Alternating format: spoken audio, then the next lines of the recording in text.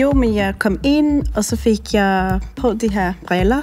Og nogle ting på mine fingre. Og så skulle jeg være på min telefon og kigge på en newsfeed. Bagefter fik vi at vide, at nogle af billederne i feedet var retouchet med en AI-app.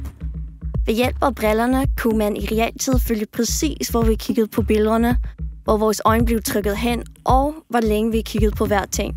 Når jeg sidder derhjemme og scroller igennem min telefon, så tænker jeg ikke særlig meget over, hvad det er, jeg egentlig ser. Jeg kunne se, at jeg havde kigget på nogens ansigter, deres former. Mærkeligt. Der var et billede med en kvinde, som havde akne. Og så tænkte jeg lidt på min egen hud, fordi jeg har haft nogle problemer med akne. Det var lidt skuffende, tror jeg. Når jeg fik se, hvordan det var retouched, så var det ud fra det, som på engelsk hedder whitewashing. Mindre næse, lidt sådan lysere hud. Det er en smertefuld påmindelse om skønhedsstandard.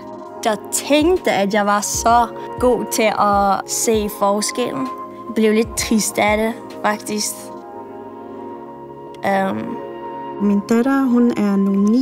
Hun går meget op i udseende også, og sådan foran spejlet og kigger på sig selv. Og skønhed er noget, det er meget synd også, fordi at alle de billeder, hun selv ser, forfalskning af virkeligheden faktisk.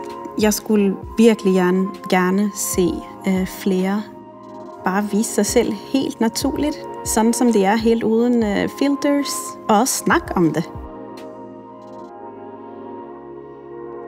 Når man er mere ægte, så kan man også elske sig selv lidt mere, synes jeg.